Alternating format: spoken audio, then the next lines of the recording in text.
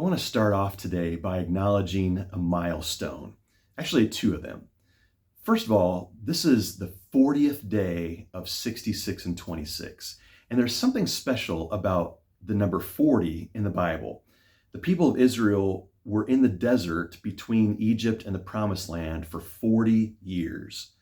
Jesus was in the desert for 40 days being tempted by the devil.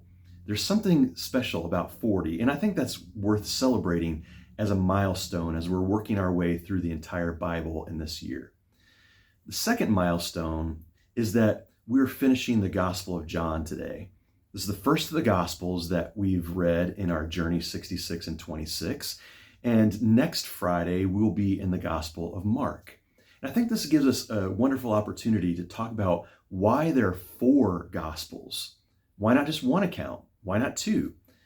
Each one of those gospel writers, Matthew, Mark, Luke, and John, offer unique perspectives. They tell similar stories. They tell the whole story of Jesus from his birth and life and ministry, his teaching, his death, and his resurrection, each one with uniquenesses. For instance, in the chapters we read today from John, John is the only one of the gospel writers who tells us that the last words of Jesus were, "It is finished."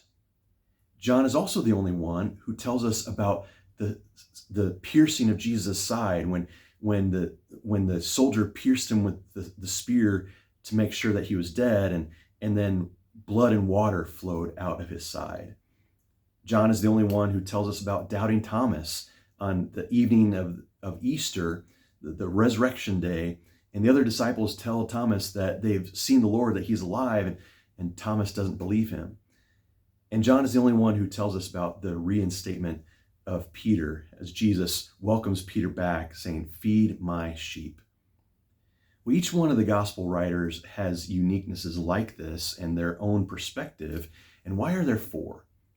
Well, I think of it very much like the colors of a printed page. If you use a printer or copier, you know that there are four different color cartridges that are used in the printer. There's CYMB, the cyan or blue, the yellow, the magenta M, and the black. And all four of those are needed to give the full picture. And just like those four colors are used to give the full picture on a printed page, so the four gospel accounts are used to give us a full picture of Jesus' life and ministry.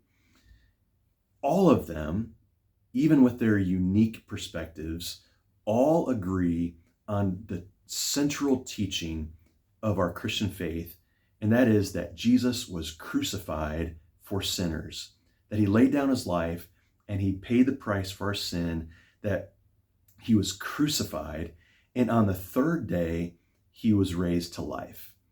All of the Gospels agree on this, and it is the central part of our faith. And those are the chapters that we read in John today, the crucifixion of Jesus and his bodily, physical, miraculous resurrection from the dead. I like to say that this really is the central piece of our Christian faith, that Jesus died and that he rose again. He paid the price for our sin, and we have hope of eternal life because of that.